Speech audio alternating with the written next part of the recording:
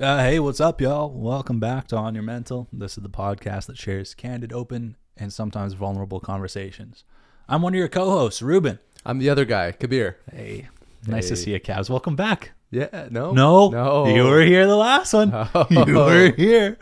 Anyways, today we're joined by an amazing guest, Dr. John Oliffe. John is the founder and lead researcher of the UBC Men's Health Research Program. Pretty wise guy. Yeah, you know? and he's Australian. So hell of a voice. You're going to love it.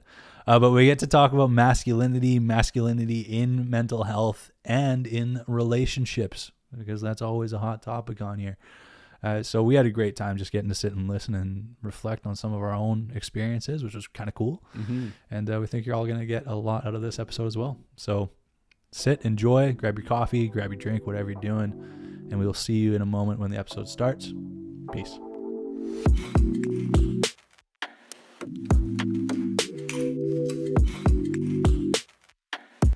Welcome to the podcast, John Oliffe. We have been anticipating this. Kabir and I have been talking about it for a while. We almost wore a suit today. Almost. Yeah, you thought about it. Whipped out my tux. Yeah. But yeah, we've been really looking forward to getting to sit down and hear from you.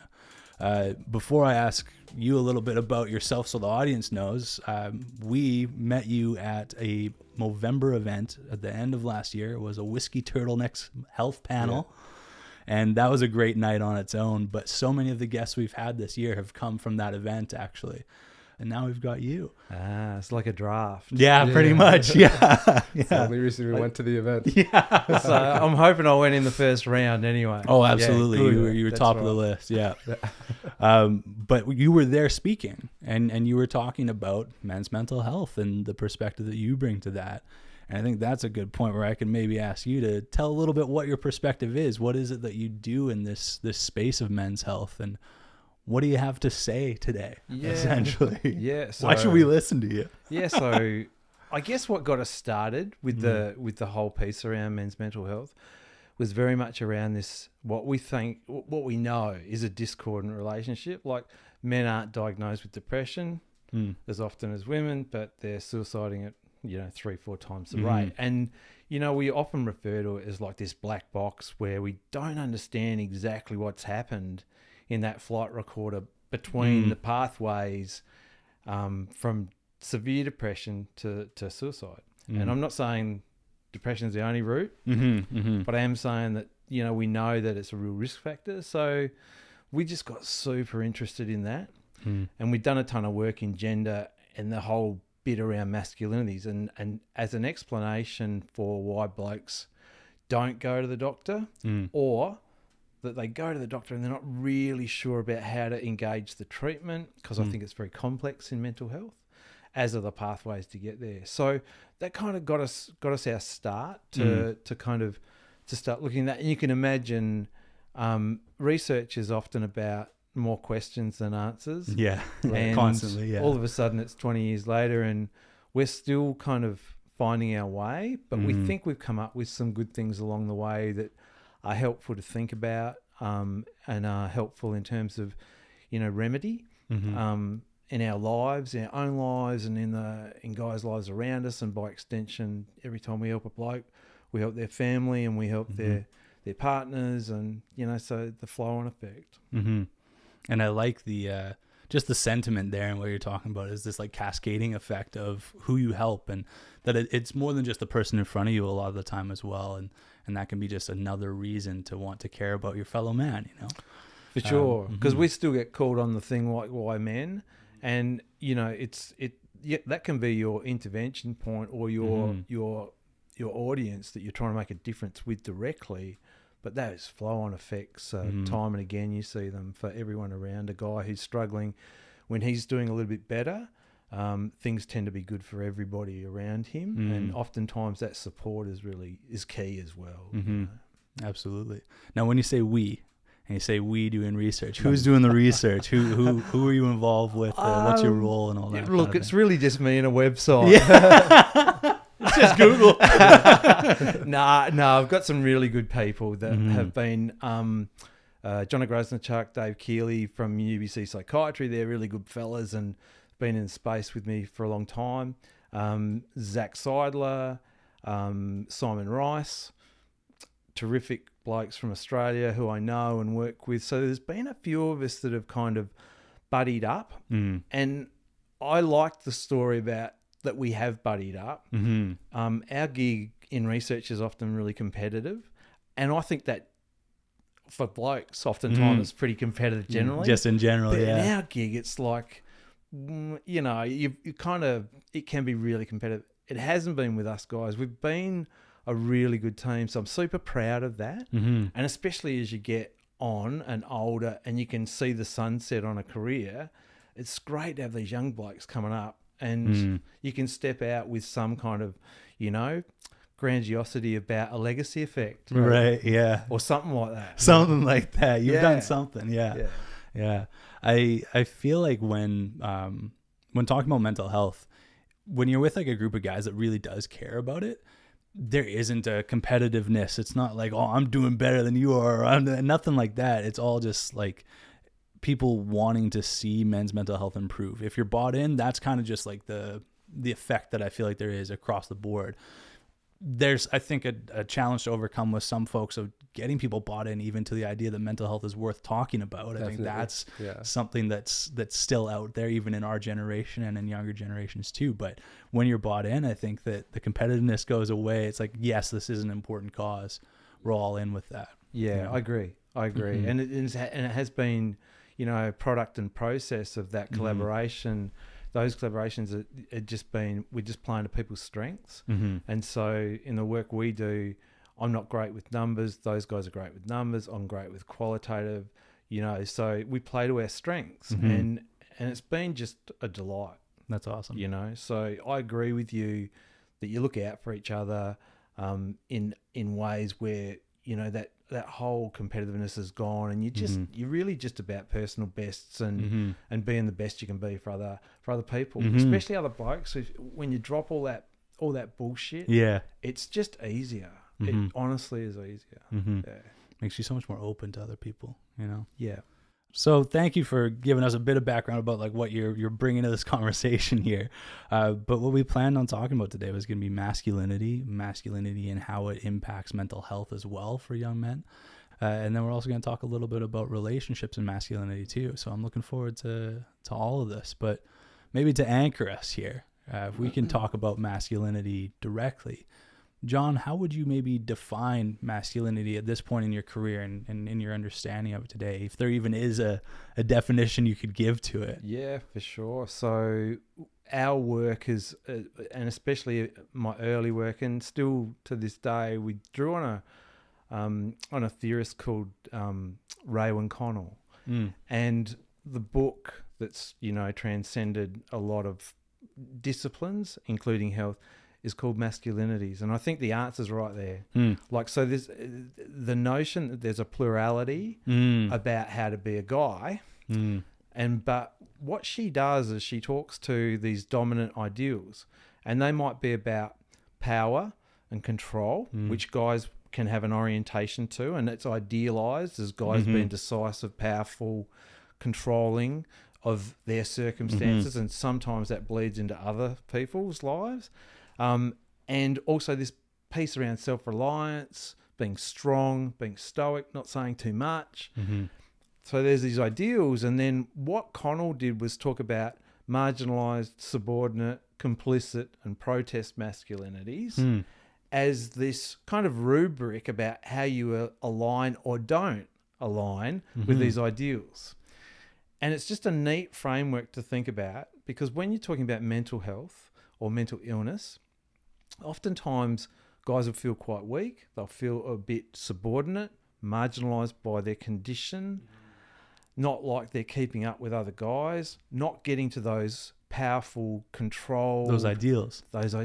And so it's been such a lovely framework to work with. So we get data in from people, from guys, and we'll pore over this data about what they're saying. And Connell's framework has helped us think about it.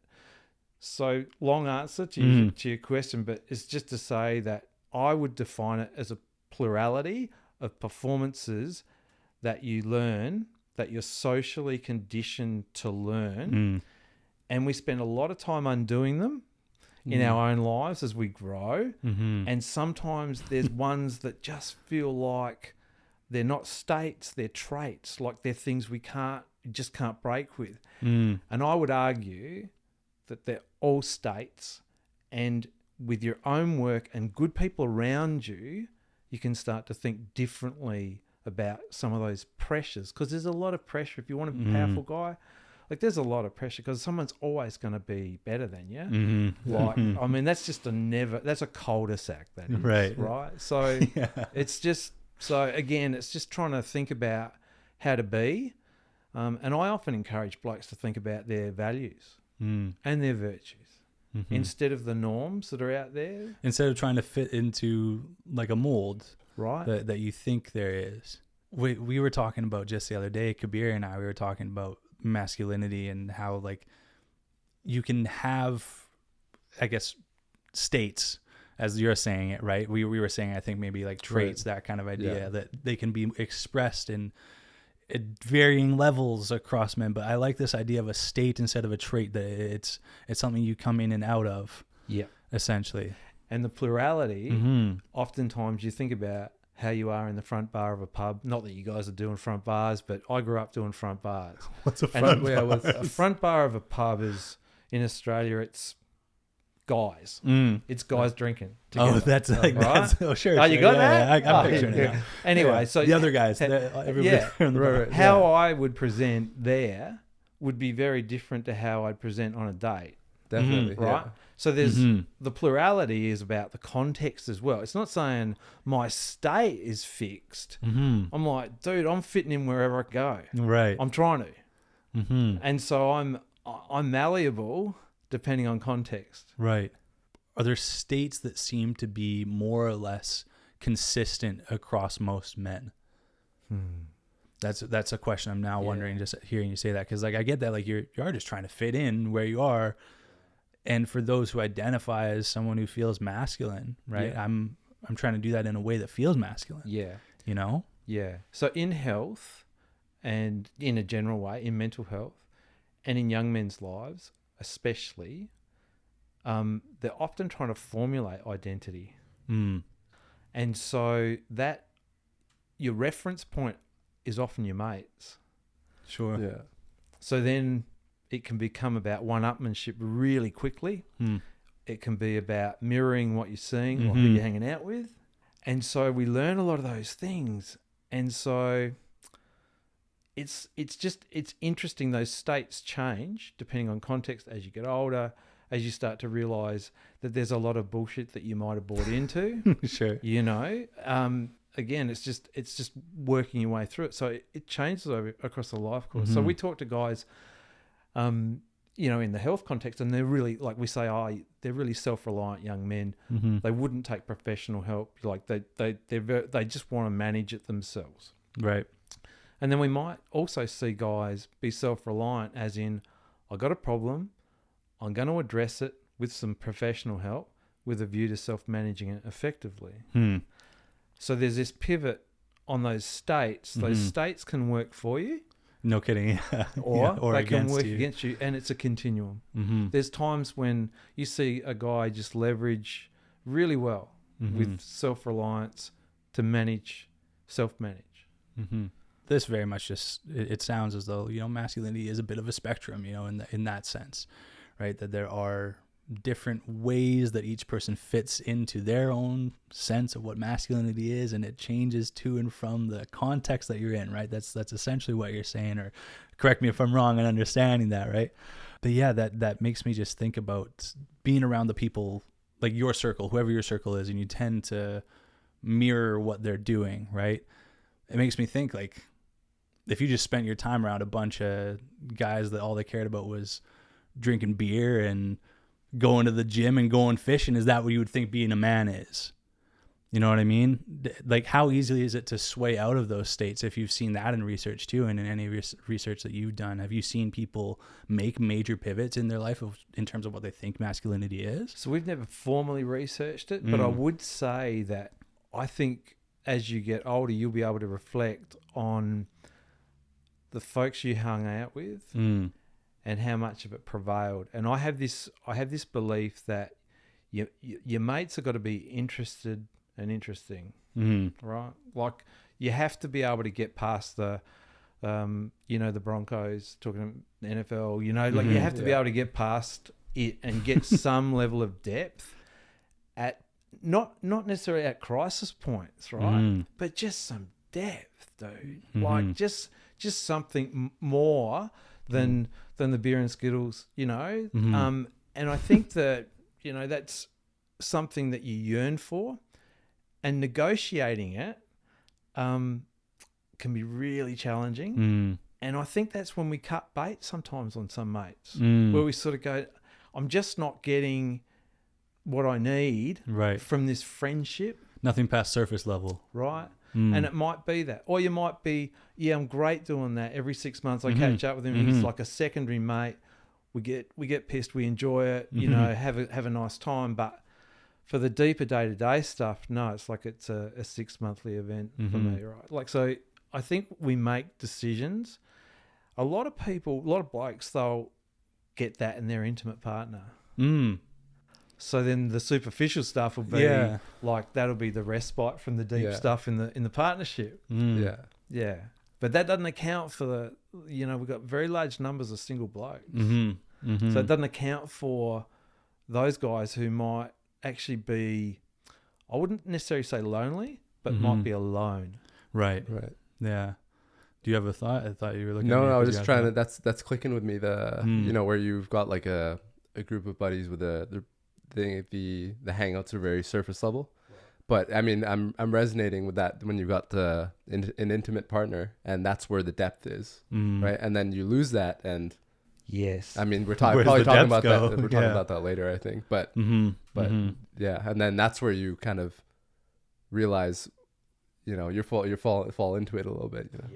Yeah. I feel like you would then start to feel as though you've just got this facade up of like the way that you interact socially is not getting below the surface, right? Like you no longer have a means to do so.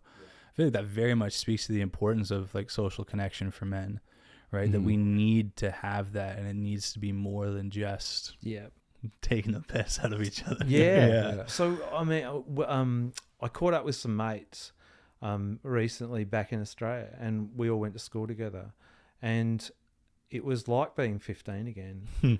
And I enjoyed it because I knew like it's a night out, and I did enjoy it. Had a lot of fun, but the whole night, not the whole night, but a fair portion of it was based on reverting back to teasing. We tease. Our connection is to tease, and we've got this humble thing where like we do the tall poppy syndrome. If you at all get big on yourself, we will cut you down very, very quickly. Right, yeah. Like, dude, don't be doing grandiosity on me. Yeah. And so we do that. So it's like everyone's just like taking the piss, self-effacing humor, and then they're getting teased. Yeah. It's like you come out of there going, I had a really good night, but, but I don't know how much of this I can do. So, but I loved it. But it reminded me of how far you come. And just to clarify, that night we did get into some depth. So we actually did talk about how masculinities have changed. So that was quite buoying for me as well. But and just how the way we were at school and how we were competitive and how we probably teased people, but in today's frames we would have been bullying. Oh yeah, for sure. We've talked about this before. Even just to each other, right? You know what I mean? Like what we got away with as kids, you wouldn't get away with anymore at all. And I can only imagine even more for your generation, right? You see the same, because the dudes are all saying if there was social media, we'd all be cancelled. Like if we were growing up with social media, that'd be it. So it's just, anyway, it's just at least there's a thought, a bit of a not a rumination, but a casting back to go, I wonder where that was coming from. And one of my mates was actually saying, where did it come from? We were middle class. We had good opportunities. Why were we angry? And I said, I don't think we were angry. I just think we were just caught in that competitiveness, in that whole teasing culture. That's the only way we knew how to connect. So it was kind of socially constructed. Yeah. Yes. I feel like it is. I feel like it's almost like a necessity for like our best friendships are with people that we went to high school with, and they're people that we did like just make jokes with half the time, right? Yeah. But they're also the people that I feel closest with, and they're the people that know the most depth in me, because you eventually get through that bit, you know. It's almost like it warms you up. It tells you that you're okay to be vulnerable, like a bouncing back and forth of like fuck you and all this like bullshit like joking stuff almost tells you like, okay, like they're in this with me. I can't open up. Oh, by the way, like I've been having this trouble with my girlfriend or whatever. Like it just comes up, you know, and then now you get to that point in the conversation. And I think sometimes it's necessary. What I've noticed recently though is, because I'm working at rec centers around Vancouver, but so there's a lot of kids around, a lot of youth, and I don't know. I feel like we started this kind of roasting thing. We didn't start it, but we've started engaging in it.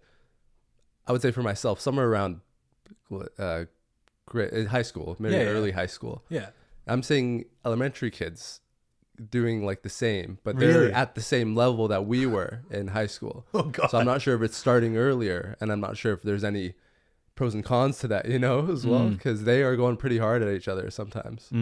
I'd have my suspicions as to why that is. And my thinking would be it's exposure, right? When you talk about not having social media growing up, I mean, we were just starting to when we were growing up, right? Like we had Facebook when Facebook started to become like mainstream, but that was about it. Facebook and Instagram. I think Snapchat came out while we were still in high school. We didn't have TikTok. No. You know, we didn't have this thing that just permeates, and you see people in an older demographic already. You pick up, you mirror, right? You do. You're trying to fit in. And I feel like maybe they're just seeing that and they think that that's normal. So now they bring it down even younger. That's interesting, man. Yeah. The fact that you're seeing that. And you know, the village that I grew up in was like small. It was tiny. It was my high school. But you and subsequent generations, their village is massive. Right. They're like the metaphorical village they've got. They're a click away from the world, right? Yeah. Not even.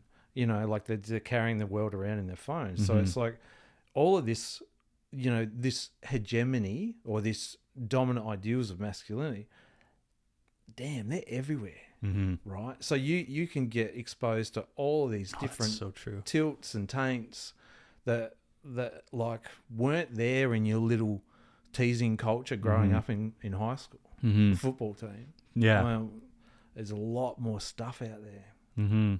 How do you feel about that? Yeah. Like the idea that there's just that much more access to information and perspective, and there's no filter. Like there's really not much of a filter to it, to what they're then taking in, because like to that point, going through the halls, you just had each other to talk to. You weren't just scrolling through your phone through 30-second videos onto the next, and then like sit down and talk with your friends. You know what I mean? Like we were just walk and find each other, talk, hang out, shoot the shit, go home. You know, like we didn't have that. What are your thoughts on like seeing? I know this isn't like a planned thing, but I'm just curious if you have any opinion on it's a tough one. I know some guys find solace in it, you know, so they find some level of connection in it, or some level of happiness in it.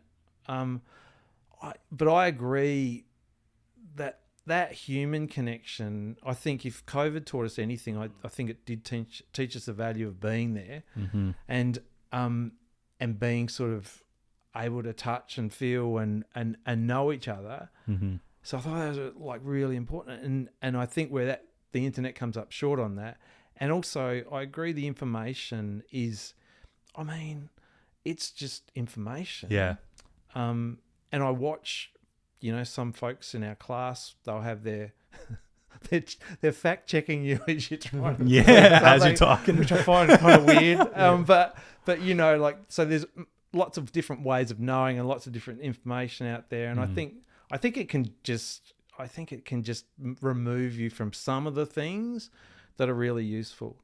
And you know, and this is self-talk too. You know, I do a lot of the stuff with the iPods in, and I'll do my 5-song run, and you know, I'm just tuned out, and then I'll think, oh well, I'm going shopping, I'll have them in and just not have to talk to anyone and just and I just see people so isolating and isolated in those moments. Like you don't say g'day. Like, Yeah. Like it's like, well, everyone's got their buds in. No point saying g'day, even if you could get the eye contact, which isn't always easy in Vancouver. Just saying to get that and go, hey, how you doing? You know, like, you know, you might get chased off. Yeah. And I hate that though. I hate that because like I've always wanted to live somewhere where you can say, hey, how are you? Like just more of a sense of community. Yeah, because it definitely was. It felt more like that growing up, where I could even smile at the person I'm walking by. Now that's a little more rare. Yeah. I remember walking down to there's a pizza shop down in the corner by my place growing up. And my mom and I, we would go and get pizza every Thursday because we would watch Survivor. So we would go and walk down to the pizza shop, and like you'd walk by people on the way there, but then you get there and it's like a big hello to the pizza shop guy. Right. Like I'm just like a little kid. Yeah. There's a candy store next to it, and like everybody's just friendly. That sense of community feels like it's very quickly feeling like it's slipping away sometimes. Not to be like melodramatic about it or like, oh no, it's going away, but sometimes it feels like it does, you know? Yeah. And COVID had, you know, not to belabor COVID because like I could do another conversation about that, but you know, just to say, I just was convinced, you know, of just how tough that was, for a whole variety of reasons. But you know, and so getting back to in person is great. Like I had assumed tonight I'd be phoning it in from originally from the office. Until I looked at the notes and I went, oh, that's all right. That'd be good. Yeah. So again, you know, it conditions you pretty quickly, right? So anyway, just to say. Well, thank you, John, for that kind of, I guess, overview of kind of what masculinity has looked like so far. We went on like some little tangents there, but I like this because these are striking up ideas in my head, right? Before I move on to like the next kind of question path that I want to go with, did your definition that you've gone with and this rubric that you built off of, sorry, what was their last name? Connell. That rubric that you've been kind of following to guide how you approach masculinity, has that changed at any point in your time doing research in this field? Like, did you go into this with a different definition, or was it kind of seeing the way that she broke that down to see multiple masculinities, right? The plurality of it. Is that what really just brought you into it and then you went from there, or did it start one way and you found that? Yeah, no, I did start with it. So it's so interesting. I met Raewyn Connell when I was I was doing my PhD, and I met her. But at that point, it was Bob Connell. It was a him. And he transed to being a woman. And I loved the whole framework because it helped me think about the data that I was getting from my PhD. So to have met her was pretty amazing too. Early on as a rookie, really enjoyed it. Yeah. And so it stuck with me, continued to do that work. There are lots of other theories now that are in and around. It's still my go-to, not because I know it really well, but because it still speaks to me. It still helps me make sense of things. So there are things now that are more around.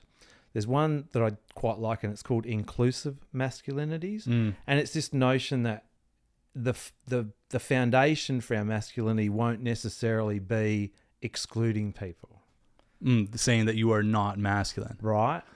So it takes that next step. So, you know, homophobia was usually the way in which you'd establish yourself in a heterosexual capacity, right? Like it's what you're not. Right. So then if you other that person or those people, even if they're suspect, then that would be a way of, you know, establishing yourself. Right. By what you're not.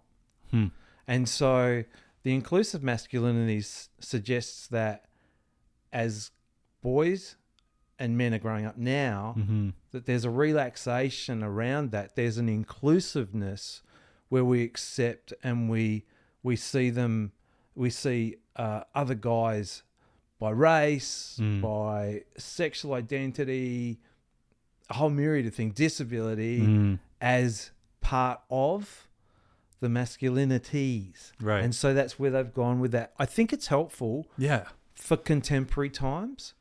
Yeah. You know, I think it helps us really sort of frame a lot of the talk we do in terms of it should be inclusive.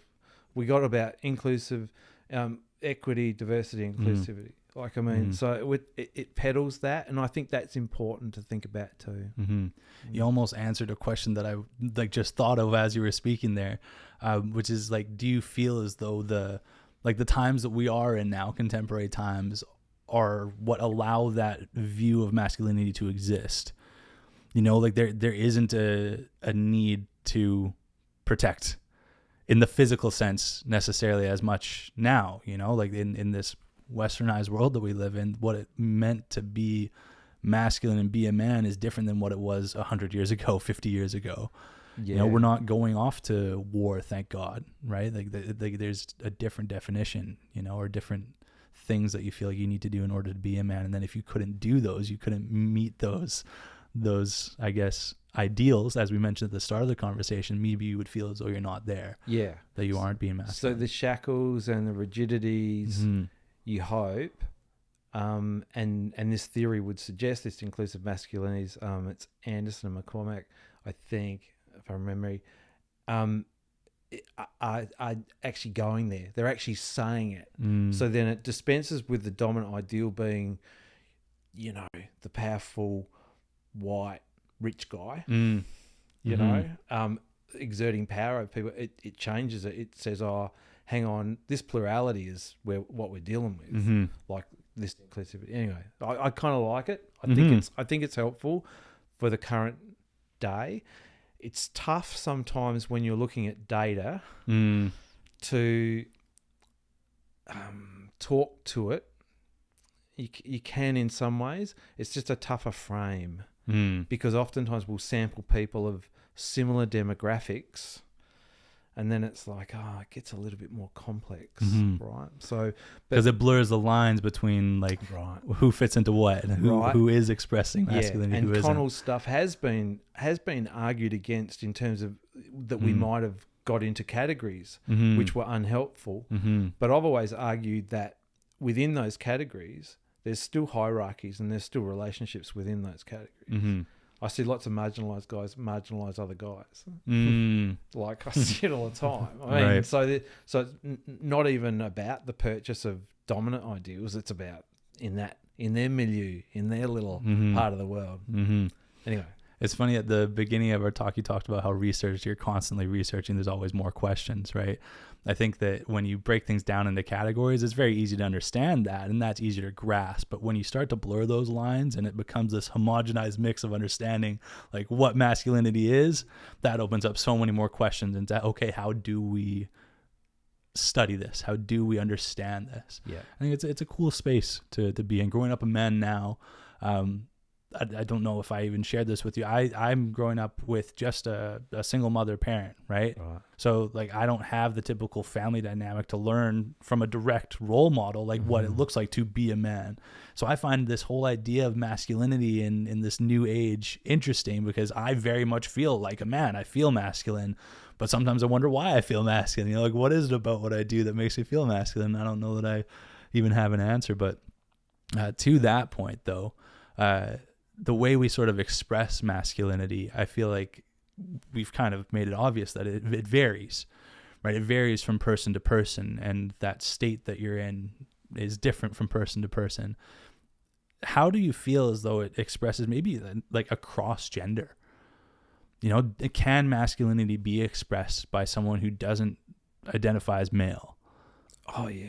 Yeah, so you could think of some of the stereotypical states, like strength, power, those kinds of things, right? And I mean, one of our go-to emotions as men, which I think is socially constructed, but I see it in lots of different people, irrespective of where they are on a continuum of a binary between femininities, masculinities.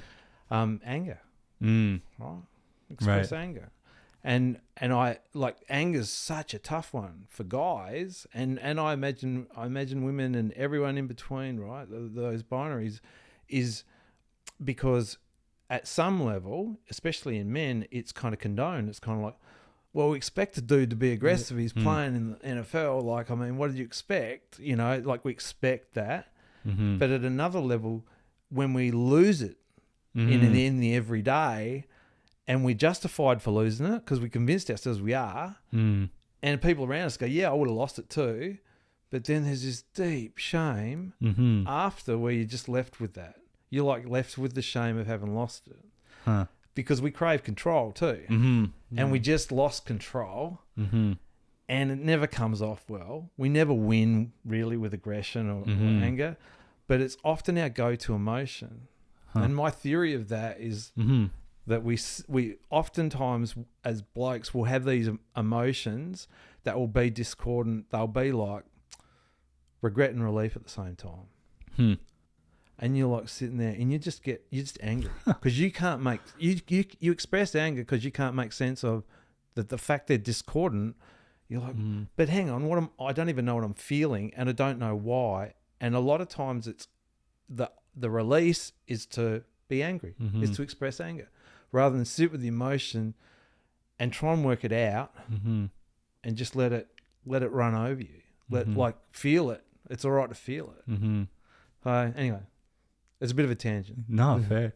That you saying that piece though about men feeling regret and relief at the same time. For some reason, my mind jumped to like a breakup. Right. You know, like relief that you're leaving a relationship that you felt like you wanted to leave. Regret, did I make the right decision? At the same time, you know, like I know I've felt that before. You know, that's interesting. I just feel like that's an interesting little piece there. You know. But yeah, I think that to your point, like, yeah, there are these, I guess, more stereotypical traits or states that can be expressed by anybody, right? And we just associate it with being masculine. But you're also right saying, like, when I see a guy blow up and lose it in public, I'm like, what are you doing, man? Like, that's not cool. Right. You know, that doesn't seem too manly to me, man. Like, keep it composed. Yeah. Right. I would feel like that almost looks more manly than anger these days. But, yeah, I agree. And oftentimes, you know, you talk to guys about where it's coming from, like because what you're expressing is just the expression; it's not the emotion.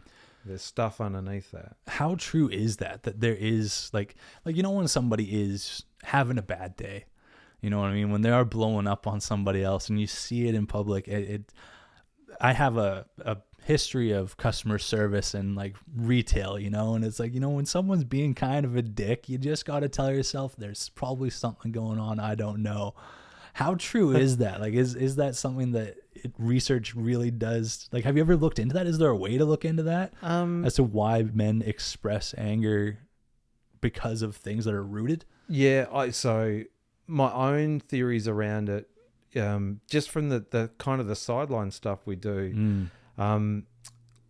Depression is often expressed as anger because you're sitting with emotions, you're ruminating on things past, and you don't want to fucking sit with these emotions, man. And you're like, oh dude, I'm regretful, I'm just not okay with stuff, God, I should have done that better. Then throw in a little bit of anxiety, which is uncertainty about the future.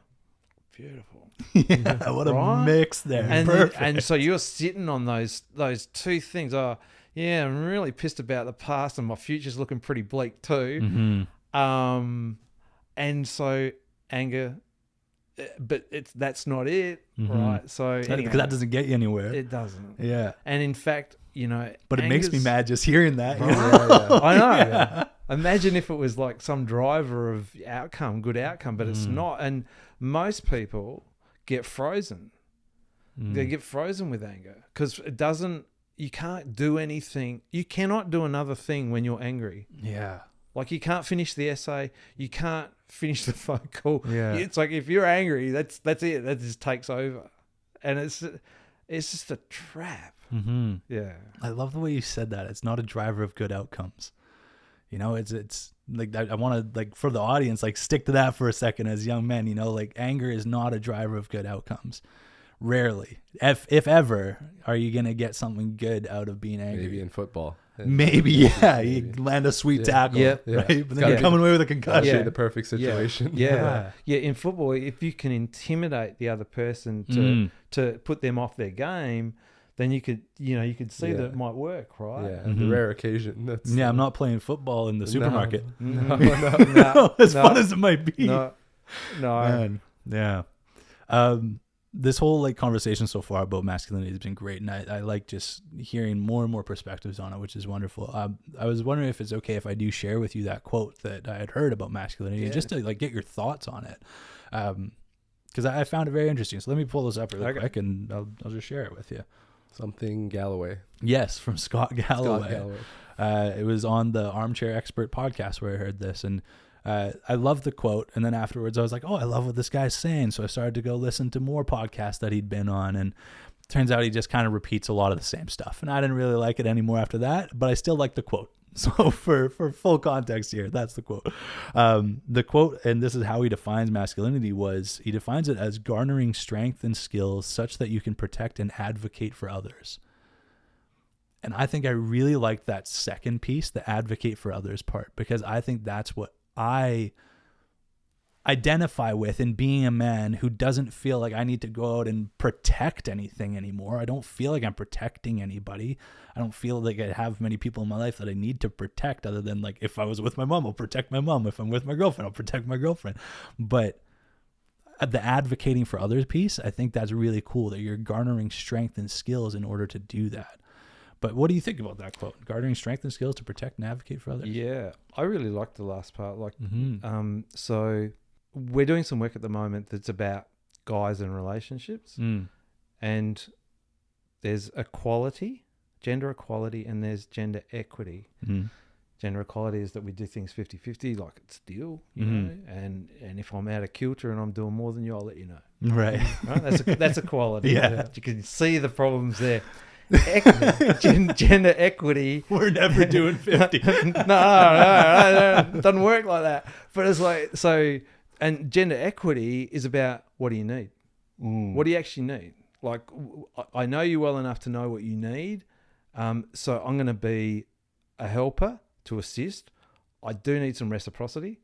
You need to know me, and you'd need to be able to help me out. And he's also ask you what you need. Yeah. You'd have to know me well enough. And it's just such an interesting feel. So when you quote that, that may well be what you're suggesting, right? That's in a way advocating for the other in front of you.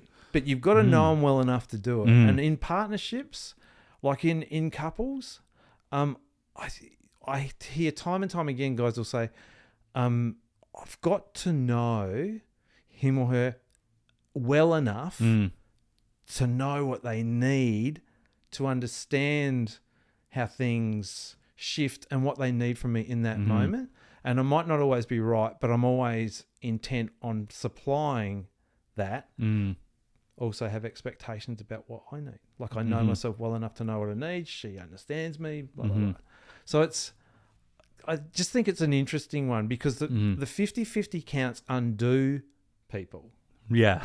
You get into the count, dude, I've been doing all the cooking. And it's almost like you're keeping score, right? Yeah. Right. I've done the dishes and I've cooked 5 times this week. What the hell are you doing? Yeah, I'm with you.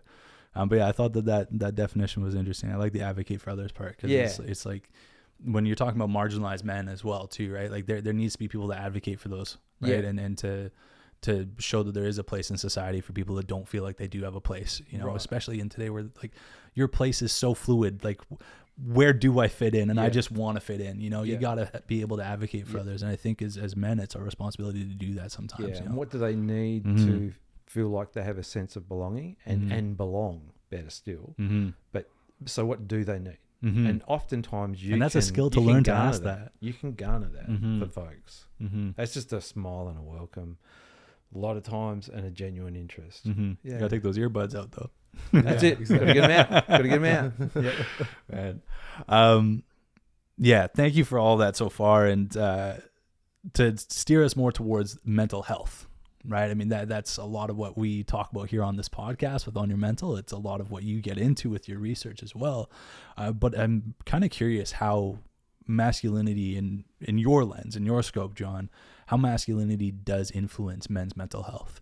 You know, where does it play in? Where does it fit into that kind of construct, that umbrella like what are pieces of masculinities that sort of sway and affect how we look at mental health? So I'll share. We wrote a paper about this, and it's called Injury, Interiority, and Isolation. So when a guy gets an injury, oftentimes we'll think that the injury is something that we should just get past. Classics are relationship breakups, but they can be things like retirement, coming back from war and reacclimatizing to civilian life. Any of those things, and lots more. They're transitions, and oftentimes guys will discount it as injury. And what happens over time is you deny it. You just deny the injury exists, but they accumulate because life's full of little injuries. And not necessarily physical, then, is what you're saying. Yeah. So these are injuries, these are insults, that you carry, and if they're not dealt with, they accumulate. So then what we do is we tend to drive inward. We look for an inward resource, and often at a point when we're quite fatigued.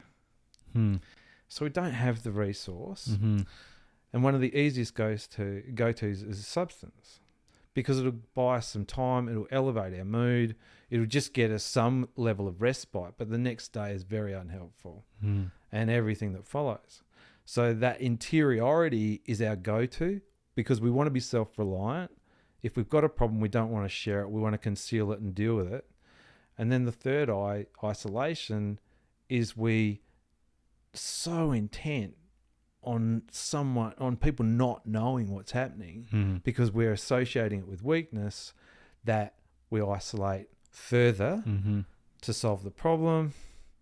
And one of the biggest risk factors for suicide is to isolate. And a lot of it's self-isolate. And I've seen blokes who have 100 people around them at work, they're all good, look totally connected, and they are so isolated because they're just not connected in a real sense. So, and it's about carrying those injuries, it's about looking interior, and also not having resource, just not being able to solve it yourself.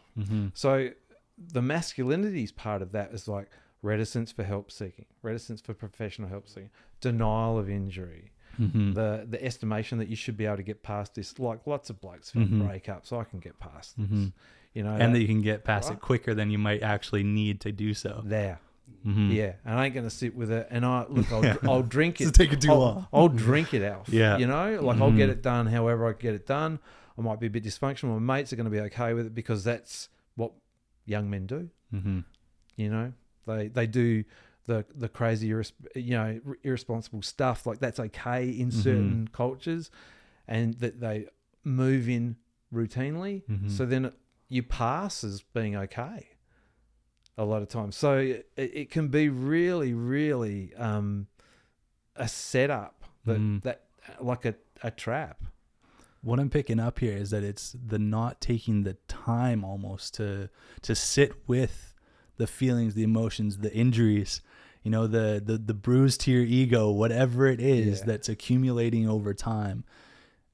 It's not sitting with that and like being okay with it, truly processing it. It's rushing through that or telling yourself that this is taking too long to deal with, shutting it out through substance, through just not addressing it, right? Not looking at it. And then you get to a point where, as you say, like we don't want to show people that we are dealing with these things. But if it's the only thing on our mind, I can't be there with you. And so then I isolate. It's making sense to me. It makes me think of my most recent breakup. When Ruben knows this, I didn't tell anyone. After I just let the news spread from her side, and I thought that was I don't think I was trying to be particularly manly about it. It was more so, well, I probably was. It was more so I just kind of wanted to try it out as well. But I think I was trying to be. I had a confidence that I could just kind of deal with it myself, and I think in turn, I don't know if you did the same thing. Later, and then our friend AJ also did the same thing, and I'm not sure if I started that or something, but I want to comment on that. And I have a question too. Did you at all feel like you were doing that because you just didn't want people to ask you about it? Yeah, it was a lot of that. It was mainly that. And I think I did have a confidence that I knew I was good, because I'd been through breakups before, and the breakup was very similar to breakups I've had in the past. They never get easier though. Yeah. But I felt like it was just something I would get over. But it wasn't a like, oh, this is something that's too sad for me to talk about. I don't want someone to ask me questions. Or was there a piece of that too? It was more so that felt like a burden for me to bring upon my friends. Not that I needed a deep talk, a one-on-one talk or anything, but it was more of like, it didn't feel like a big deal for me, so I don't really need to bring it up. Yeah. Classic men, huh? Yeah. Yeah. Totally hear you. Yeah. And it's so interesting. I think too, I mean, this is a question, because in our data, there was some element of guys not knowing what to say. Yeah. Like, what do you say? Right. Yeah. If I had been like, cause we've got like a little group chat and all that. If I'd been like, hey guys, me and her name just broke up. That almost sounds weird to me, just saying it like that. Like I wouldn't even know how to interject it into any conversation. It would definitely feel more natural if I talked to, if it was in person with the group, or even with one of the guys one-on-one. But I don't think at the time our hangouts may have been more scarce. But wasn't that was mid-pandemic too? It was mid-pandemic. Like we weren't going to places. It was right? mid-pandemic. Was that 2020? It was 2020. Yeah, that probably played into it quite a bit as well. For sure. Like we weren't getting together. Yeah. Right. We weren't you couldn't say like, hey guys, you want to grab a drink, and then you spring it on us. You know what I mean? Like that's often such a simple catalyst for guys too. Like let's go grab a drink, and then now here, let's get into the real conversation. But my thoughts on that, like it was my last breakup, right? Where I didn't really tell anybody. Yeah. Right. And it was, my reason for not telling anybody was that the last couple times where I had, it was like, I didn't want to have to bring it up with you guys. You know what I mean? It's almost like I felt like this is my problem. Yeah. Why does it matter to you? Right. And I'm just going to get roasted in some way. Like I didn't want to get like a joke thrown at me for this. And it would have happened for sure. For sure. Like a joke in a loving way, but for sure would have happened. Yeah. It's like I didn't want to have to explain myself. I didn't want to have to like give you reasons. You know, I wanted to just deal with it by myself. You know? I think, sometimes too, the guy who you might say something to about the breakup you're trying to protect him in some ways too, because you might be worried that he just doesn't know what to do with the information. And it's funny, a lot of times when people do confide, you'll be like, as a man, oftentimes your go-to will be to solve it.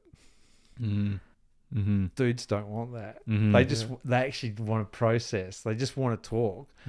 They're not asking you to solve it. And so there's this kind of thing too, where a lot of times I think with relationship breakups, you don't want advice because it's kind of like, it was kind of an intimate thing with your partner. Yeah. You can't have the full picture. Even if you start dissing on her, like it's not going to be helpful. Like it's not. That's like you can take my side, but it's not going to be helpful for me. Like so again, it's a really tough spot. I reckon. Yeah. Thanks for sharing that, Kev. I appreciate that. Yeah, just reminded me of that. I think one of our friends also did that again recently. Yeah. I don't know if you heard, but probably not. No, probably not. Clearly not. It was on the weekend. He missed it. Told us in person actually, so it was more. I think it was very recent as well, so it was more natural. Oh, I'm gonna have to. I'll tell you later. Figure it out after the conversation.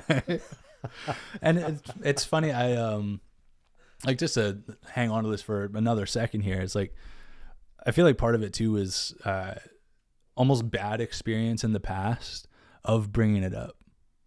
Because the last times I had gone through breakups, it was like not the best situation, and I think I got the brunt of that, and it was almost like an I told you so kind of feeling the last time. So I was like, I don't want to risk it being anything like that now, so I'm just not going to mention that it happened the next time. It's like a bad experience can sour you from wanting to bring something up again. and it's just like a trauma response, you know. It's you're seeing like a certain way to approach something negative. But to come back to masculinity and men's mental health and how they kind of interplay with each other, I think the clear piece there is the self-reliance, right? It's that we can figure stuff out ourselves. There's maybe a degree of impatience and a degree of like, we need to be moving on. Yeah. I got to do what's next. Yeah. And that I think can really prevent us from dealing with mental health the right way. And I think, we've got good evidence of that too. When a guy accesses help and is actually in therapy, so to speak, or, working with a counsellor or whatever, that same thing, that impatience, that, if I've got to talk about my childhood one more time, I'm out of here, that whole thing. Yeah. But I think what people have learnt as providers and service providers is that you need to be really clear about, this is going to take some time. Here's some milestones that we're going to try and hit. Here's some dates we're going to try and hit them by. It's going to involve some take-home work. We're going to have to work between sessions. Here's my expectations about the way we're going to go. And I think, that helps to waylay some of the impatience with a guy. And I'll often say to fellas, they'll say, I went, had a bad experience, that was it. And I'll say, it's the same as your football team. They change the tactics all the time. They change their personnel. You waive people, you draft people. It's going to take more than one ask. You're often going to have 2 or 3. It's going to change over your lifetime if you're going to continue. Who's sitting with you now and working with you now is probably not going to be the person in 5 years. You're probably just going to have to keep building a team. And it really is that approach. And so we often position men's help seeking as if he just asks help. Well, a lot of guys do, but they're impatient or their expectations are out of whack in terms of, like what it is. The flip is as well that there's some dudes out there that are providing services that aren't going to be a fit for you. So again, it's like purchasing the car or renting the car, whatever you do. It's a bit like deciding, have I got some rapport with this person, and trying to work through that, especially talk therapy. Yeah. Yeah, and I feel like often you hear stories about it being like a bit of a luck of the draw. Like, did I get someone that I felt actually was helping me? And again, that same point that I was just saying about having a bad experience with like sharing with my friends about a breakup. If you have a bad experience with a counselor or a therapist your first time, it can be very discouraging to think about trying again, to find someone else to fit that spot on your roster, that team, right? And that I think that happens all too often. I was speaking with someone just today, actually, through email, and talking about them starting with a counselor for the first time today. Would have been their first session. And in my head, I'm like, I hope this is a good first session, like, I don't want you to have to like deal with finding another one, because that takes so much more courage on top of already that first ask from a guy to hit a point where they're like, yeah, okay, I am going to ask for help. Yeah. And when you think about it too, oftentimes the guy will have come through a general practitioner. So he's already disclosed, I've got a problem, I need some help. So he'd done it there. Then he gets the referral. And that doesn't really seem to be going so good. And so then he's got got to go back, get another referral, How many times am I saying this is my problem? And, and then there's cha-chink, the money's dripping away. And so it's tough, but it's I think part of the resiliency that we need to talk to guys about is that resiliency to stay in that pattern of, look, I need something, and I'm going to find it, and it will involve some professional help if they're to that point. And it might just be a short-term thing. They might get fixed and have the tools, given the tools, or learn the tools to go forward. And that's often what a lot of people do. It's just learning those strategies, you know? Yeah. And to talk about masculine states for a second, resiliency. That's a masculine state for sure. For sure. There's so much strength in that. And so like if you try and you reach out and you go down one of these avenues of typical talk therapy and counseling, and that doesn't work for you, the resiliency to keep going and try to find something that does, that's huge. Yeah. Right. Like that. If you're questioning masculinity at that point, that's being masculine right there. You know what I mean? Yeah. It's that steadfastness. And it's super interesting to me that a lot of times I've just written a paper about this, and it's about vulnerabilities and resilience. And we often put the two together. So the disclosure of a vulnerability of something that didn't work out so well, and then the finish of the narrative is about your resilience. So guys will tell these stories all the time. The comeback story, of course. Drafted as Mr. Irrelevant and ended up setting the NFL on fire. TB12, right? All that, those kind of underdog stories, the vulnerability, and I do think resilience is a muscle. And I do think we've got to work at it. And I agree with you. In its state, it works really well. Sometimes we're not probably at the top of our game in terms of that muscle development. And some of that's what we can learn too from others, from other blokes around us. But also, counsellors can be really helpful in giving you a few tips around some of that stuff. So ways to practice resiliency. Yeah, like to build the muscle, because it's probably there, but it's like anything, you got to kind of consciously think about, or how do I mobilize that? You know, interesting. Just breaking problems down, that CBT stuff, just breaking it down. Right, right. Cognitive behavioral therapy. Yeah, CBT. I got it. That was a test. Yeah. Fast. Yes. I think now will be a good point for us to kind of steer towards the thing that our audience loves to talk about, which is relationships. But in particular, in this context of masculinity and men's mental health, what is it about a relationship crisis that steers men towards looking for help and seeking some sort of support? So I'll preface it by saying that many guys will stay in a distressed relationship for an extended period of time. They will either withdraw live within the relationship. Guilty. Yep. Gotcha. My work is done. And/or engage in conflict. Guilty. Got you twice. Dude, I'm about to cure you. Hang on for this. Got my seatbelt on. I lied. Sorry. And so those things become normative. You kind of in the relationship, but you're not really. You're just arguing in a relationship where you're meant to be in love. I mean, so this ability to stay in the holding pattern is quite interesting, because the longer you're in the distress, and neither of those two positions and everything in between is not okay, the worse it gets. Right. And so oftentimes it'll be this epiphany of a crisis. And it might be the partner saying, you either get some help or we get some help, couples counseling, or I'm out. We're done. Like the ultimatum. And that's often a call to action for guys within relationships. Right.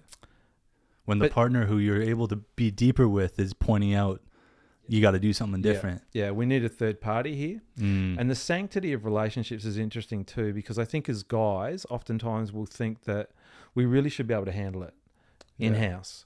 And going outside of the relationship, oftentimes it's a condition of the relationship. So partners might say, hey, we keep it in-house. Everything's, we protect this, and by protecting it, then we would solve our own problems. And guys really buy into that. A lot of privacy around relationships.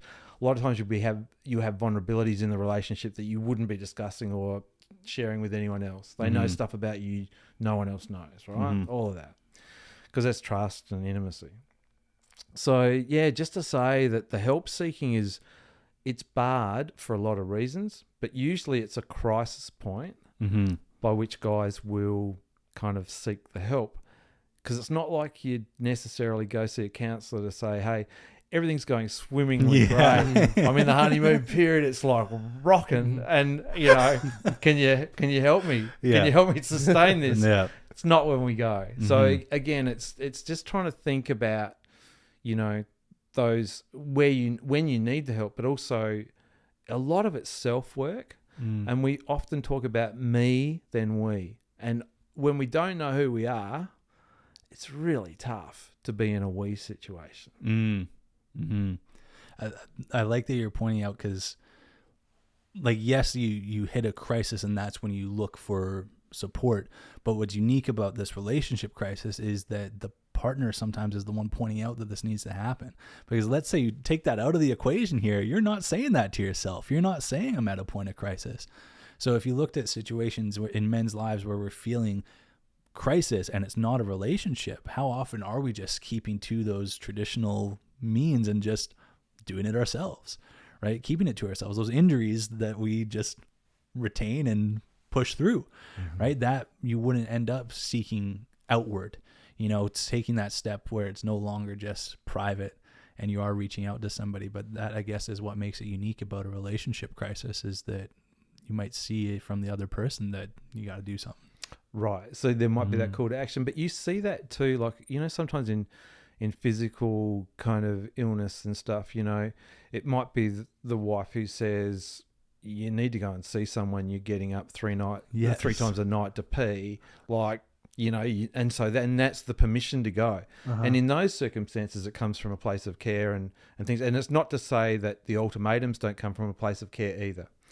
But oftentimes, that's a pattern, especially, when it's a female partner, they'll be the primary health provider in the family. They just assume that role, whether you're credentialed in health or not. It's like you'll get told what to do and when, because it comes again from a kind of a femininity that's about caregiving, nurturing. And so there's some patterns to it. Yeah. Even you saying that right now, I'm experiencing that at a very small scale, nothing serious, but I'm experiencing that at the moment, which is that I've noticed my vision isn't as tip top as what I thought it was before.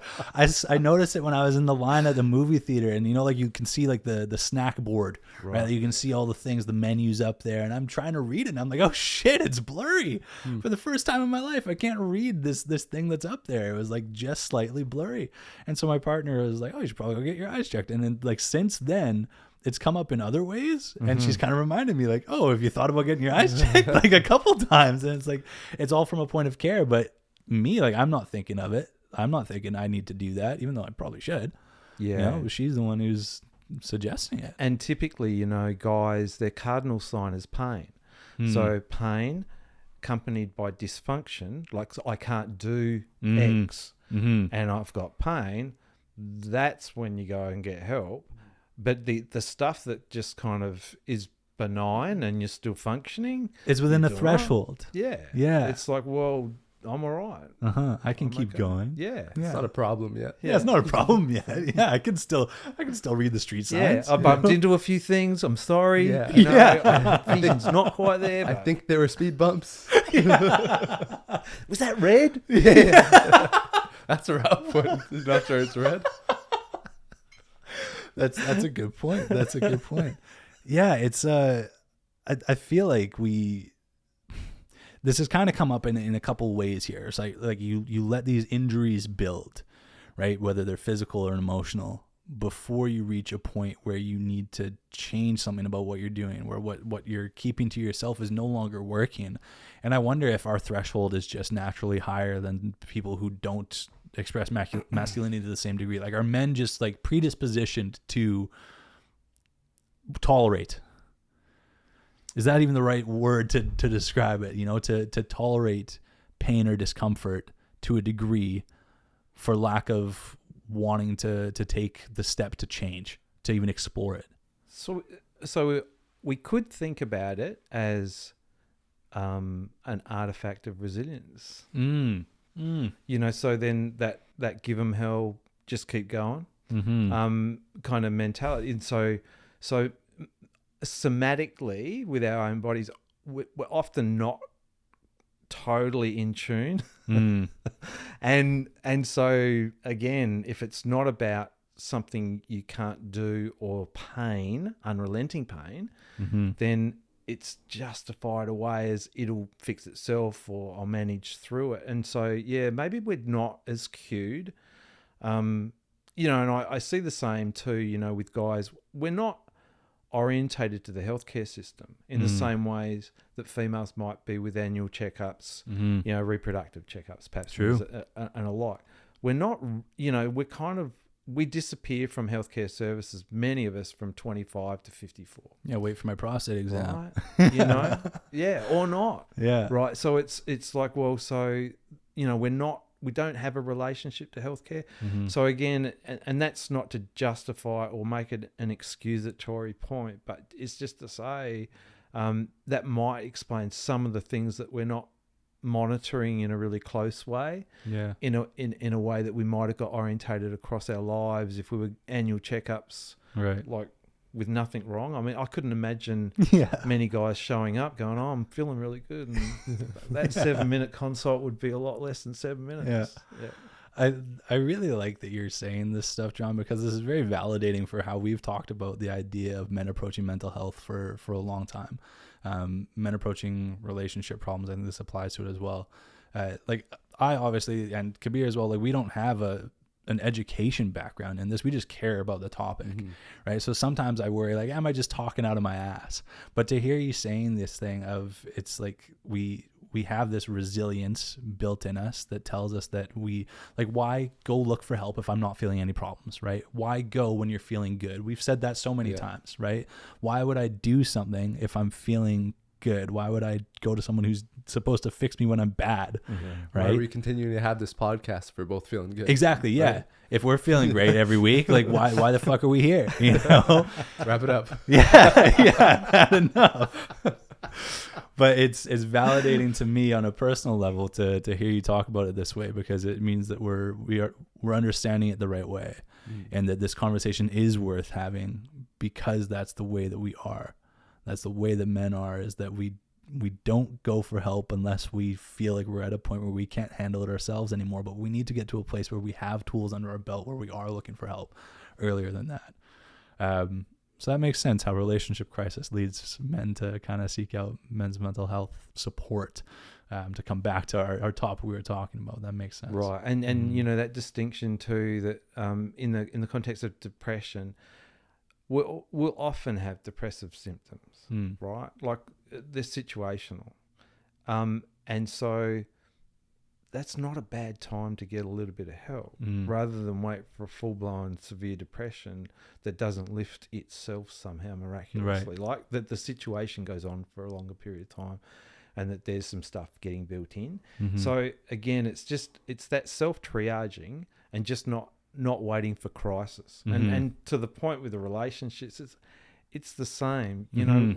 If you wait for crisis and you're withdrawn, or you're just in conflict, or you're both, like it's probably not going to be feasibly fixed, and it's not necessarily going to be amicable going. So either way, it's not a great outcome. And it's not to say that it could have been prevented by going earlier, but I think it could have been cushioned, and some of the work of the grief that's about to come might have got done in situ. You may have been more prepared for it too at that point. Yeah. To that point of like relief and regret at the same time. It's like you're also in that moment, you might be relieved of the relationship, but there's also the regret of getting someone else wrapped up in your lack of preparedness and lack of being equipped to handle that moment, right, and handle that transitionary period, that time of change. So, and I think it's about mobilizing those two things, those two emotions, to mobilize those two emotions to think about what you might have done better, not in a way of beating yourself up, but in a way of thinking next time in, assuming there's a next time, I'm gonna approach it this way. And one of the things that guys talk to us repeatedly about is the importance of communication. And it sounds like 101, but regular communication about the relationship, like actually sitting down and talking about the relationship, like not what we did last week, not what we're doing next week, but where's it going? What are the plans?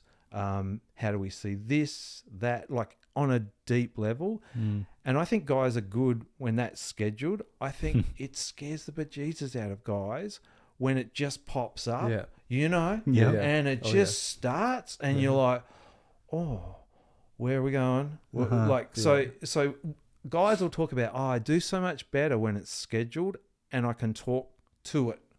Like I'm ready. I know it's going to be a deep level thing. I know there's going to be some stuff brought up that we can work through, but just that deep level of stuff. And I just, you know, guys tell us time and again that they need to build that in, and that's probably been blind spots for a lot of guys in relationships because there's these assumptions that everything's tracking well, going right, and you know, not having any arguments or whatever, and not quite picking up on things, and then, you know, out of the blue there's something that just blows up, but it's probably not out of the blue. That's ringing true, for sure. Yeah. Like even like right now, I'm not feeling problems, but still, like I don't know if I've touched base on the relationship in a while, you know, so could be worth it just to see, like, even like if I'm feeling it's good, let's make sure it is good, you know, let's bring it out there. Like, is this all good still? I think one of the issues is that to me that doesn't sound normal, but it should be. Right. That doesn't sound like, you know, you could have a scheduled talk once a month or once every 2 months. That doesn't sound like things people would do typically doesn't in a sound relationship, very organic, maybe for our age, but that definitely should be. And at that deeper level, there's no surprises for you, but you also get to know her so much better. And that's the equity piece. And you can't do equity if you don't know the person well enough to know what they need or what they worry about, or where, like, you know, sometimes conflict pops up and you don't know where it's from. Well, if you did, you know, if it was some deep-seated insecurity that was there that might be manifesting as anger in a partner, imagine if you knew, that you had the conversation, that you got the trust and you got deep enough to be able to know. It'd be a lot more plain sailing, you know? So again, it's that work of those, what are not always easy conversations, I think, is what guys learn, you know, over time. And if you can build it in as a norm to the relationship, I think can be extremely helpful. And that's based on data from guys who went through breakups. And it's also very much in the guys who talk about equitable, sustainable, intimate partner relationships. They talk about these deep level conversations that you've got to build the muscle for. Right. It's a necessity to the success of the relationship then. Sounds that way. From what guys say. And I do, it is interesting. So oftentimes you just get into a pattern. Things are just going well. There's the annual holiday or not, you know, there's the moving in together and working all that out and that sort of stuff. And it all just rides along. But it's all the other, it's the emotional stuff and the attachment stuff and the intimacy stuff. I can find those conversations a little bit scary to approach. I've talked about, and I say scary intentionally, like I've talked about just in the episode that we had a couple weeks ago with Jessa, the therapist that I was talking to you about before we sat down and started talking here. I've talked about a fear of like conflict, or I see difficult conversations as conflict. To me, in my brain, it clicks that way. I find them difficult to approach, even though they aren't conflict. You know, like even the idea of me having a conversation about how we doing, that feels like confrontational to me somehow, and like that's something that I have to just like lean through and accept that it's not conflict. You know, I can have this conversation. There's going to be good that comes out of it, and it doesn't have to be that way. But that's all up here. Well, plus, you know, it might be the pattern. The pattern is we have these deep conversations when there's a problem, right? Oh, that's so true. You know, so you know, if you drain my toothpaste one more time. We're gonna have let's start there. You know, so there's a and it's a pattern. Where's my shaving cream? Yeah. So it starts at that level, right? And so it's the problem that needs to be addressed. So it's, and if that's the only time you get in those conversations, then it's problem based. Yeah. Not helpful. So there's no It's just Pavlov's dogs. Yeah. Yeah. I'm just training myself, conditioning myself to say that. So that's imagine negative. if it was just kind of a feel good. Yeah. Crack a bottle of wine. How we doing? Right. Yeah, that sounds lovely. Turn the phone off. Yes. Turn the phone off. Right. Like actually undivided. Yeah. A little bit of, a splash of red and a bit of a chat. And but a deep, we know it's going to be deep. For sure. I like that. I think I'm going to try that.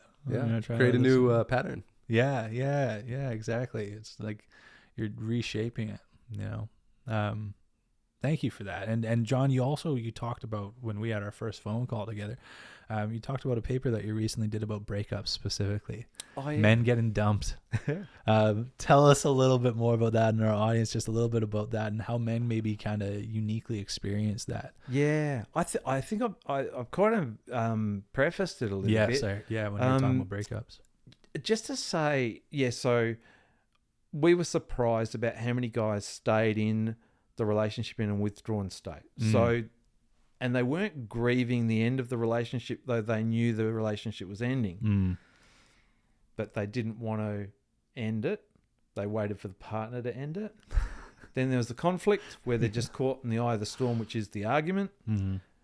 So you can't leave and have an argument. So they wait for the argument just to get to a point where she says goodbye. And so these two stories, these two narratives, as we called them, were presented by 20 of the 25 guys. And they're stuck. And we called them impasse narratives. If you keep telling that story, if you keep telling me about, I was really withdrawn, no agency in the relationship, and then she dumped me, or we fought like cats and dogs, and then she dumped me, like if they're and I've seen people talk about those things for years after the relationship. Like, 10 years later, they're still saying, I was in the relationship, it wasn't going well, I withdrew, got dumped, and it's just like this like an auto narrative. And 5 of the guys got to a point of this work that they had to do. It wasn't that they didn't experience those two kind of narratives. It's that they took their story and changed it. And their story was about, I take responsibility for my withdrawal. Why did I do that? What was it about the relationship? What is it about me that withdraws? Because we're not going to talk about partner. We're going to talk about you. So it's like they do this self-work about how come. And how did I get locked into conflict? Not that she was arguing with me, but how did I get into that state? Like, and what would I do to remedy that? Like, how would I never, ever get back to that? What would I do to fix? And so there's these 5 guys who really did the work of it to change the narrative. And so my point is that the stories we tell ourselves, and anyone who will listen sometimes when we're ready to talk about it, aren't probably that helpful if they just are going to go around like that. There has to be a point where you break that narrative and you tell a different story. And it might be one of regret and relief. But it will be about, ultimately for these guys, it was about self-growth. Like it was about learning from it, and not always about ponying up for the next relationship. Like, I'll get it right next time. It was about knowing themselves. Because oftentimes in either one of those states and those narratives, you're pretty disappointed in yourself, and you can't do much with shame, but you can do a lot with the deep introspection about, where did it come from?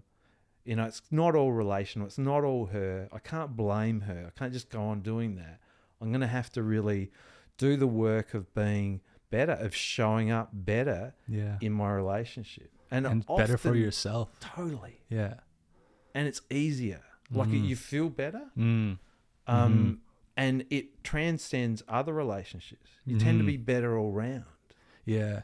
Because I'm thinking like it wouldn't surprise me if those things, if you did that introspection and you started to think about, okay, why was I withdrawing in the relationship? Why was I resorting to conflict in the relationship and being okay with it?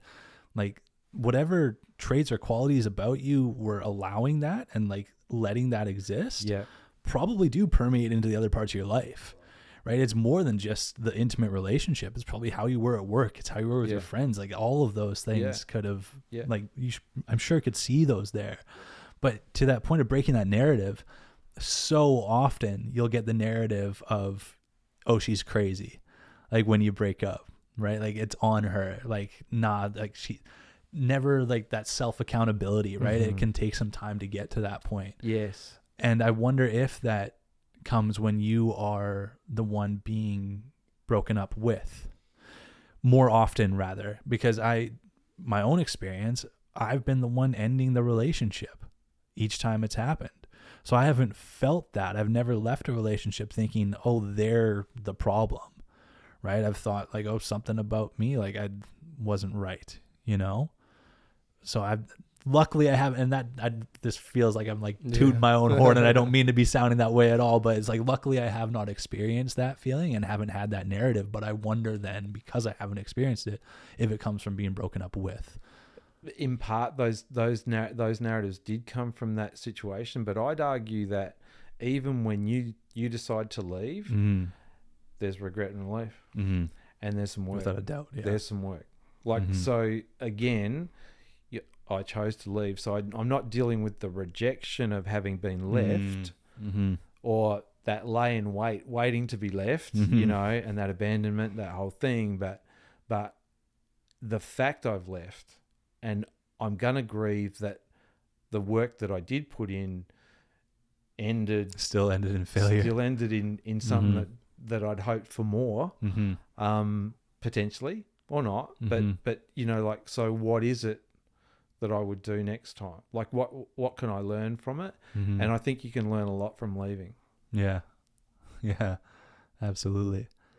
Yeah, we've said that a couple of times in the past too, where it's like it can be very hard to grow in the same environment where you were stifled. Yes. If you are remaining in that relationship, how do you grow if it's not doing you any good and you can't get out of it? Totally. I've got this thing, and this is not empirical. This is just thoughts that I have, and I'll share one of them with you. There's an obligation to choose wisely in terms of the partner matching your energy.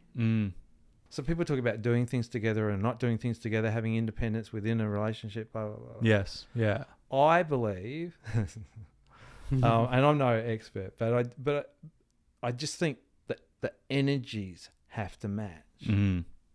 So if it's about growing within the relationship, then that energy is there. I get what you're saying. There's no apology for the independence, but there's a commitment to a collaborative, moving forward for both of us. That's equity. Because if I need to move forward, if I need something and I need the growth, then she should pick up on it. I see what you're saying, because from a biological standpoint, growth requires energy. Like literal energy, right? So if you want to take this like metaphysical energy between partners, right? If you are in that relationship and you want to continue to grow while in that relationship, you both need to be willing to devote energy to that cause. That makes a lot of sense. And that's back to that equity. What she need? What do I need? I love that, coming back full circle from the beginning. So it's just, so I think about it a lot, because I think sometimes there's and I see folks where they're talking about, oh, he's an introvert, I'm an extrovert.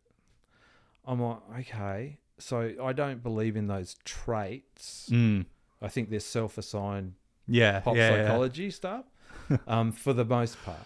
So then what's our state? What's our state together? And you can come back to that asking between each other, what do you need? What do I need? Because if we're coming off with the wrong energy and we're just not synced at some level, around equity, I think it's pretty tough going. Mm-hmm. Yeah, I definitely love what you're saying here, John. And thank you so far for everything that you shared about masculinity, mental health, relationships. I think that our audience so far will have gotten lots. The last thing I wanted to ask you is more about you and to your own way of approaching mental health. But I'm wondering in particular, how has your understanding of masculinity framed the way that you look at your own mental health and the way that you take care of yourself? Yeah. Great question. So I suffer with early autism, Yeah. like full on. So what's that? I have to be early. Sure. Okay. Right. So, and it was pretty bad. So my point here is to say, know your triggers. Right. So I would, it was so bad. I'd go to meetings, and if I was late, I couldn't go in the room. Oh, wow. Like full on. Huh. So like if I was late, I just couldn't do it. So, and then I'd do this thing where I'd be anxious and crazy about getting there. So I'd be there half hour early. And that's really poor time management, typically. If you're there half hour early always, and then you're like, is the meeting happening? Is the meeting happening? Because no one's here. But of course, I'm the only one here half hour early. So it's like full on early autism. And that's a made up word. Yes. Yeah. That's why I was laughing earlier. So I haven't heard that before. So I'm like, so that was my thing. And it's my trigger. And then if you layered a new environment, the possibility that I might not know where somewhere is. Like today. Well, it was good today. Anyway. Yeah. So, if I don't know where somewhere is, I can't read maps. I'm not really good with that stuff. And then I like new environments, like an airport that I haven't been to before. It's like I will be there 5 hours before that thing's flying out of here because it's just that thing. So I think knowing your triggers is really important. So I know mine, and it manifests as anxiety. So I am shocking in new environments. So over time, I have worked at changing my relationship to time.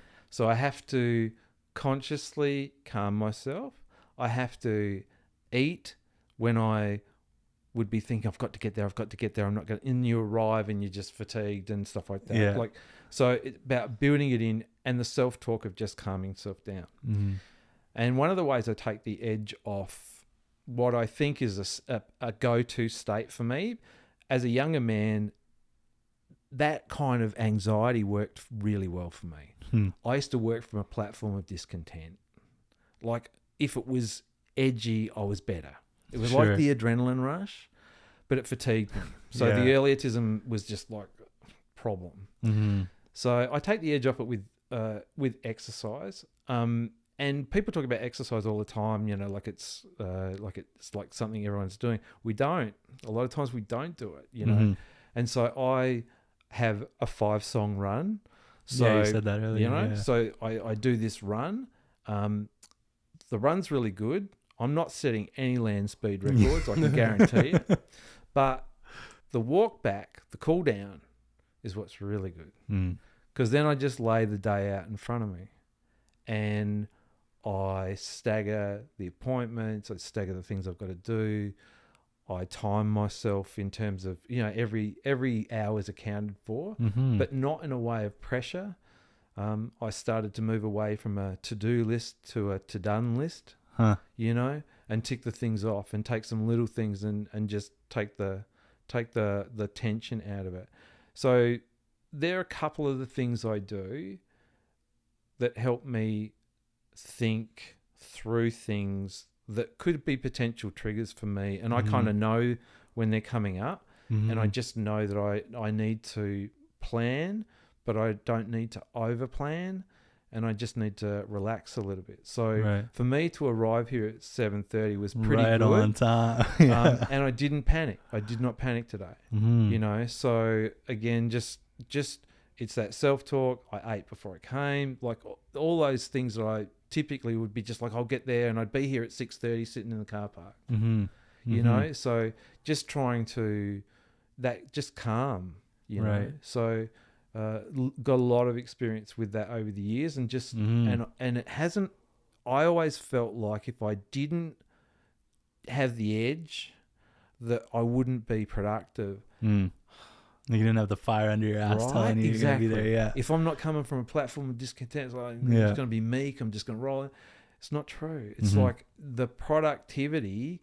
It's no different, and it's actually a bit less stressful. Because if I don't hit something, I'm kind of like, it's just not ready yet. Right. I've just got to be a little bit patient. Things take a bit longer, whatever. Mm-hmm. So that's kind of The way that you know how to understand yourself now. right. And to that point of masculinity, like fitting into that and your understanding of masculinity, like clearly everything that you've said today so far demonstrates an understanding of masculinity. And one of the themes that's come up so far in our conversation a few times is the idea of letting things just be until you can no longer handle them. But what you're saying is that you have looked inward, you've understood how you kind of operate, and because of that, you understand these triggers and you know the things you now need to do almost like preemptively in order to set yourself up for success. Yeah. So I'm managing it, and the place it comes from, my deep introspection around it is that one of my massive values is hard work. I never want to be seen not to be working hard. And so part of that is always being on time, always being, like having the answers, having that edge, right? It's a competitiveness. Like, so I often had marks along the way where I'd almost shadow someone to be better, right? So it wasn't about personal bests. So it came from that hard work ethic as a value, but also a degree of competitiveness. And, there's always going to be someone who's better than you. Right. And so, so it sounds Pollyanna, but, it's kind of like it is about personal best in the end. That's all we got. So just a little bit of a calming around that. So that's where that kind of that earlyism anxiety was coming from. It's about how will people see me? Yeah. And I want to be seen for who I think I am, which is the hard-working guy, and who's naturally competitive, and it just took some reframing. It took some deep thought about it. Yeah, those are some masculine states. Of course. Yeah, without a doubt. Yeah. Do you think that those to-do lists definitely comes from that, or to me it sounds like it comes from that earlyism and the feeling the need to always be hardworking? Do you feel like the to-do lists are a part of that? Or to-done lists now, as you call them? Yeah, so I do tick off when something's done, because I never used to celebrate it. I'd always be like, look at the to-do list, so there's 20 and I've crossed 2 off. And it's like, those lists, I do have a relationship to time. Like I clearly, about routine, like I value routine. Have I been a little bit rigid in it over the years? Yes. Did it serve me? Maybe it did. At certain points in my life, it might have. It was like discipline.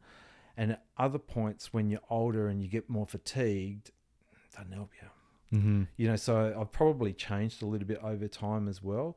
So the to-do list is if I'm feeling overwhelmed and I can't even triage what's next, then a to-do list can calm me. But it can also absolutely put me in an anxious state as well. Hence the to-done stuff is like, all right. This is what I've done today.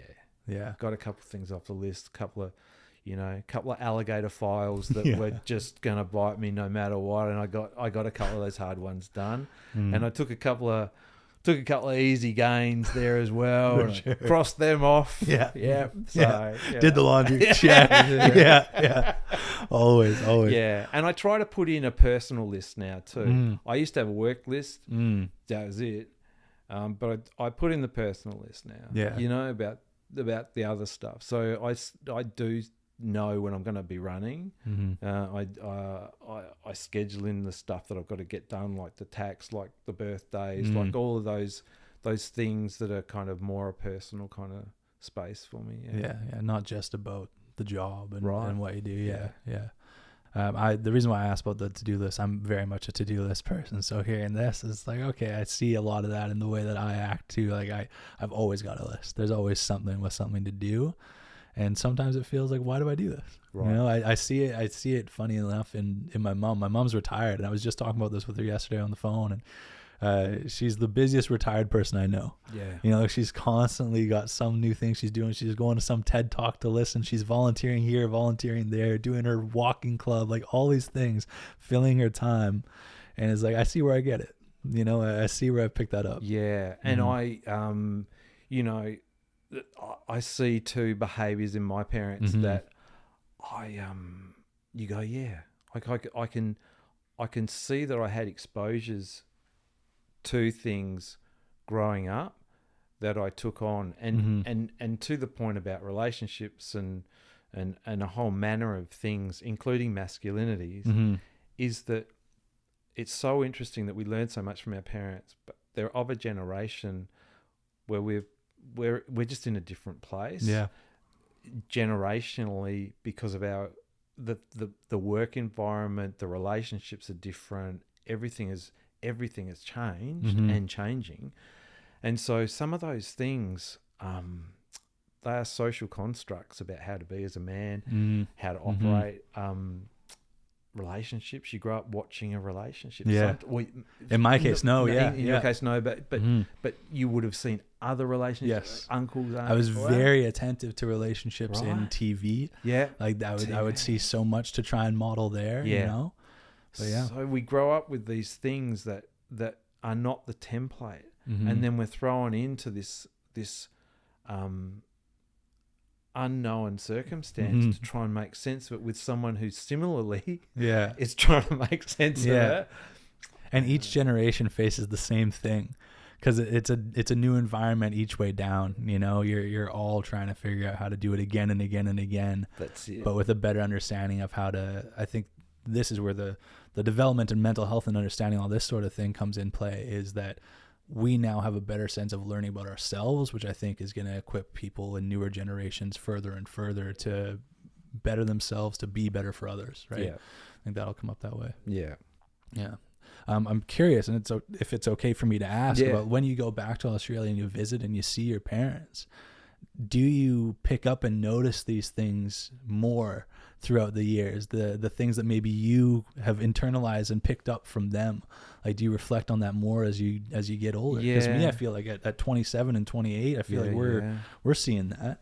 Yeah, you know, sure. I think about that all the time. Yeah, it's good that you do. You know, yeah, absolutely. So my folks are deep in their 8th decade, and Deep in the 8th decade, like, and lovely, like just still together. I think 50, 60 years later, like the whole thing, and fantastic. Great characters, and yes, you do. You do see things, and you see some of the qualities that you've got, you know, that you grew up with, that kind of the way you are, you know, your generosity, your openness, you know, your willingness to talk and have a nice time and that sort of stuff, and shoot the breeze. So lots of things make sense to me, and then there's some things where I can see that my adjustments are important, because and not in a critical way, but just some things that I think we see in everybody that we go, yeah, look, I'd take that. That's definitely something I want to incorporate into me. And then there's a few things that, you know, maybe I'd want to think, you know, about. You know, so I don't think it's any secret now. My dad has, you know, he has anxiety. He has an anxious state, and so when I can see it so clearly in him, and I can see myself in him at times too, and it's just pause. It just gives me pause. So I send him podcasts about anxiety. Yeah, you know, and I talk to him about breaking it down, and it's a lot of it's self-talk too, right? But they're the things I'm, you know, here's what works for me, Dad. You know, like here's what I think about. So I think there's opportunities to have those conversations. Yeah. And it's nice to be in that place, that because he's open, like you can chat and talk, and it's pretty good, but yeah, you can learn a lot. You can learn a lot by, thinking about where things come from. Yeah. But also they're socially constructed, which so it means, I resist the idea that it's all trait based. That I'm somehow fixed. I've got these things that I'll never ever adjust. I think that they're learned and they're social. Right. And that gets you to that state idea. Yeah. Right. Where it is something that can change. Yeah. Yeah. Yeah. And I have some control. I have some level of control if I want it to adjust behaviors. You are malleable. Yeah. Yeah. And I never used to think about gratitude much, but I try to, this sounds so I don't know, overdone, but I try to do something decent for someone every day. And whether that's as simple as, giving someone a bottle of water because I think they might want a bottle of water, or telling someone that they've done really well and I appreciate it. Just those, that's not a natural state for me. That's a conscious thing. Yeah, I'm a bit harder than that typically. So, but when I do that, I feel really good. So I try to do one of those things every day. And not, so again, it's a feel good thing, but I feel like that's actually who I want to be. Right. And yeah, I think that, to go to the parents for a second, I think that that's a beautiful change that I think happens in a relationship between a child and a parent, because at some point you get to a place where they're no longer just your parents, they're other people. Yeah. And you talking to your father about anxiety, like that's beautiful to me. Like, that's cool. Like, you're teaching up, like normally we think of like, oh, we just take everything from our parents, but to be teaching them something and to be sharing something with them from our generation, our lived experience, and like returning that way, like that's so important and that's valuable in society. Like, our parents aren't there just to teach us. You reach this point where now you're both living your own lives. You're no longer under their care. You're living your own lives, and you have things that can go both ways. I think that's beautiful. Yeah, and I think it's such an important point. One of the things is people are living longer. And so we're in a point in history where we haven't really, understood like this kind of this. You become the parent in some ways. In as they get older and they're out of the workforce longer, you kind of become the person that's orientated to the world a bit more, because they're not dealing with the technology to hold the job, all that sort of stuff, and things change, banking changes, all that, So anyway, so you assume that role, but I think you raise a great point, and for young guys, I think there's lots that you can share with your parents at any point, and older folks at any point, that will be really so helpful. And in terms of reciprocity, there can be really helpful exchange. So never feel like, young guys should never feel like they don't have anything to offer. There's tons to offer. I surround myself with younger people at work, and they just surprise me. I am so buoyed by their abilities to do things, and sometimes there's room to teach me a couple things, which I really value. Like there's actually room in it that I'll actually come away going, oh, didn't know that. That's really good. So I think there's a lot to be learnt from that, and guys can do it especially well. Like we love to kind of teach each other a little bit. Yeah. And I think that's one of the best mentorship ways, is just get that reciprocity. So I got a nephew he's 32, and like he'll show me stuff, and I go, oh, that's so cool. That's so great. And some of it I can use in the everyday. Deep gratitude for it. I think that's a really nice spot to kind of tie things up for a conversation here too. The idea that young men, you have something to offer always, even if you're still finding your own maybe purpose in life and that sort of thing, you always have something to offer to somebody. There's conversations that you can have. You have something to bring to the table, something to bring to the world. And I think there's definitely a lot that would have been learned through our conversation today about understanding masculinity a little bit better. I mean, if it's something that can be studied for 25 years, a 1 hour conversation, 2 hours will not suffice. There's more to learn, but I think this is a cool place to kind of start scratching the surface on this and dig into why or why not men will approach mental health and how we do, and the way that we deal with relationships as well. I think this was a great talk. This is really cool, John. So thank you so much. Yeah, for thank being you here. both so much. Yeah. It's I love what you're doing, and it's Thank you. been a really highlight of my week. Yeah, sweet. Hey, there we go. And Kabir was cured in the episode. Oh Yeah. my God. Twice. Yeah. I love it, man. Everybody listening and watching, I hope that you really enjoyed this episode too. I mean, us being here, this was great, but I hope you at home are taking away just as much from this as we did. Leave a like, comment, subscribe, all that kind of stuff, and we will see you next week with another episode. Peace.